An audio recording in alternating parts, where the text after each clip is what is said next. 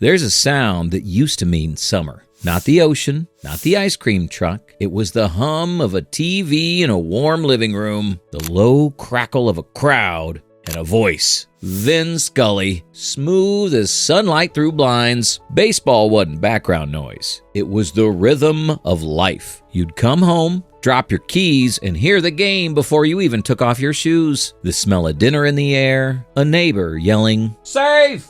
through an open window, a lazy inning rolling by while the sun went down. Back then, baseball didn't compete for your attention. It had it. It was the thing that held families together on Saturdays, the sound that filled silence between generations. It wasn't a sport on a schedule. It was America's shared heartbeat. And that heartbeat got louder when television came along. Because before TV, baseball lived in radio waves and bleacher seats. But when cameras entered the park, everything changed. The country didn't just listen anymore. It watched. It learned faces. It saw emotion. It felt closer. From that first flickering black and white broadcast to the coast-to-coast superstations decades later, baseball and television grew up together. One made stars. The other made legends. And for a few golden decades, they ruled side by side. The game, the screen, and the millions of people who couldn't imagine summer without either one.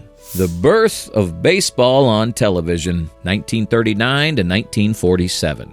It started with 2 cameras at Ebbets Field in Brooklyn, August 26, 1939. Dodgers versus Reds. Nobody there had any idea they were witnessing the start of something bigger than the game itself. One camera sat high behind home plate. The other was jammed down the third baseline. No zooms, no replays, just a crackly black and white picture bouncing through the airwaves. Red Barber was on the mic, calling plays without a monitor, trusting a tiny red light to tell him when to speak. Fewer than 50,000 television sets existed nationwide.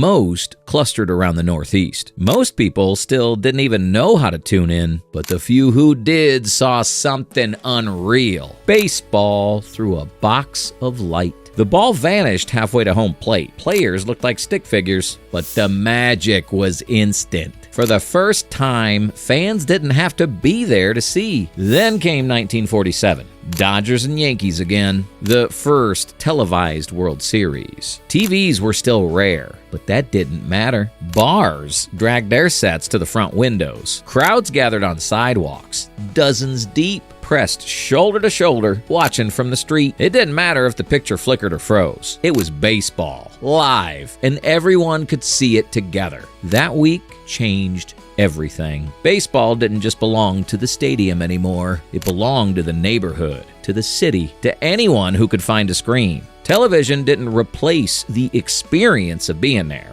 It expanded it. Suddenly, a kid in Queens or a soldier back from the war could see the same pitch at the same moment. That was the start of something no one could stop. Baseball wasn't just a pastime anymore. It was about to become a broadcast. The rise of the game of the week, 1950s. After the war, televisions flooded American homes. By 1950, there were more than 4 million of them. Families didn't need to go to the park anymore. The park came to them. And every Saturday afternoon, baseball became the centerpiece of the living room. The game of the week was a simple idea. One national broadcast. One game that everybody could see. But it became something bigger. A weekly ritual. ABC started it in 1953 with Dizzy Dean and Buddy Blattner behind the mic. Dean wasn't polished, and that's why people loved him. He spoke like a friend, not a reporter. He'd say things like, "He swang at that one," or "He throwed it by him," and it felt natural, human, fun. He told stories, cracked jokes, sang during rain delays. Baseball on TV finally sounded like the people who watched it. Families built their Saturdays around the broadcast. Moms planned lunch before the first pitch. Dads tuned the set early to fix the antenna. Kids laid on the floor, waiting for that first crack at a bat. Sponsors followed the noise. Falstaff Beer, Narragansett, Gillette. These weren't just ads. They were part of the game. A beer jingle meant the inning was over. A razor commercial meant the pitcher was warming up. Television didn't just sell products. It sold the idea of comfort, the sound of baseball, the taste of summer, the feeling of home. There were still blackout rules and regional limits. Some cities couldn't watch local games to protect ticket sales. But that scarcity made the national broadcasts even more special. When the game of the week came on, you didn't miss it. You stopped what you were doing. You watched. The country had found a new kind of church. Every Saturday, millions tuned in to the same game, the same voices, the same heartbeat of America. But the rhythm was about to change again. The 1960s were coming, and baseball was about to take over every night, not just Saturdays. The national era, 1960s. By the time the 60s rolled around, baseball wasn't just surviving on television, it was running the show. NBC dropped $30 million to lock in national rights, and that number felt unthinkable at the time. But it made sense. Every weekend, the whole country was watching. Curt Gowdy's voice became the sound of summer. Calm, sharp, steady. You'd hear him alongside Pee Wee Reese, the old shortstop who brought warmth and personality to every broadcast. And then came Tony Kubek, part analyst, part storyteller, a former Yankee who talked like he was still in the dugout. Together, they created the perfect mix. Smooth, real, and impossible to turn off. The cameras were cleaner now, the colors richer. The sound of a fastball slicing through the air came through your TV like thunder. Instant replays started appearing. Slow motion turned routine plays into art. Television had finally caught up to the game, and baseball used that power perfectly. Monday Night Baseball became a thing in 1966. Local stations started airing games almost daily. Cities got their own announcers, their own rhythms. In New York, you had Lindsey Nelson and Bob Murphy. In LA, you had Vin Scully. In Detroit, Ernie Harwell. Each one gave their city a heartbeat. You could walk through a neighborhood on a summer night and tell what team someone rooted for just by the voice coming from their living room window. The crowd noise blended with crickets. The announcer's tone rose and fell with every pitch. Baseball had become a routine, not a once-a-week escape, but a constant presence. It was the hum behind family dinners, background noise for homework, comfort for the lonely. It wasn't just a sport anymore, it was a pulse. Television didn't change baseball, it amplified it. And for millions of Americans, those broadcasts turned the game into something sacred, the steady heartbeat of home. The Superstation revolution, late 1970s to 1980s. By the late 70s, one man looked at television and thought, why stop at one city? Ted Turner was bold enough, or crazy enough, to try it. He took his Atlanta station, WTCG, and beamed it across the country through satellite. Overnight, a local network became a national one. He renamed it WTBS, and starting in 1977, every Braves game was available to anyone with a TV and an antenna. It didn't matter if you lived in Georgia or Oregon, you could watch the Braves. And slowly, something strange happened. People in states that have never seen Atlanta in person started calling them their team. Dale Murphy, Bob Horner, Phil Niekro, they became household names everywhere. The Braves didn't always win, but that didn't matter. They were on TV every night. Kids in the Midwest wore Braves caps because that's the team they grew up watching. That was the genius of Turner's idea. Accessibility built loyalty. Then Chicago joined the party. WGN started airing Cubs games coast to coast. And that's when Harry Caray's voice took over America. He wasn't formal, he wasn't polished, but he was electric. Holy cow! Wasn't just a phrase anymore, it was a national signal that summer was in full swing. Cubs fans sprouted in every corner of the country. You didn't need to be near Wrigley Field to feel like you were part of it. The daytime games, the ivy walls, the smell of hot dogs through the TV, it all felt alive, even from 1,000 miles away. Superstations made baseball unavoidable. There was always a game on, always a voice calling one out, always a reason to stop flipping channels. The game wasn't bound by geography anymore. It was everywhere. And just when it seemed like baseball had reached the top, when it truly felt like no other sport could touch it, one swing in 1975 reminded the world why television fell in love with it in the first place. The golden moment. Fisk's home run and the peak of broadcast baseball, 1975 to the 1980s.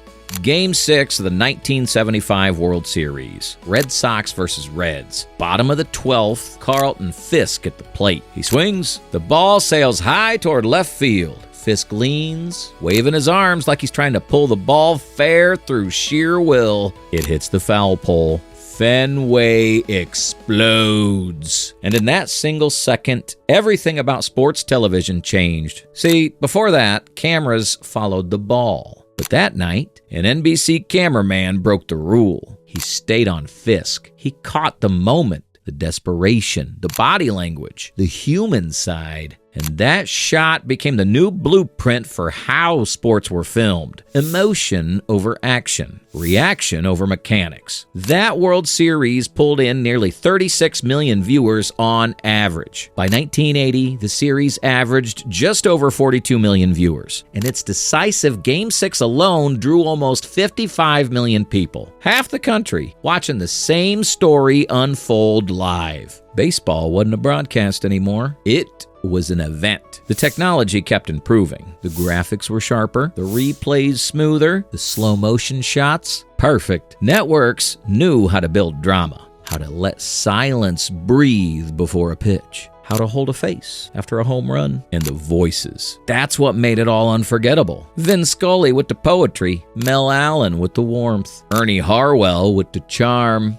Harry Caray with the chaos, Curt Gowdy tying it all together with class. They weren't narrators, they were family. You invited them into your house every night, and they never overstayed their welcome. This was the peak. Baseball everywhere, in every format, on every screen. Kids mimicking broadcasters in backyards. Families arguing calls in real time. Cities going silent when the series hit the 9th inning. By the end of the 80s, baseball had achieved something no sport had before or since. Total cultural saturation. It wasn't just the game of the nation. It was the nation. One pitch, one screen, one voice. The decline and competition. 1990s to the 2000s.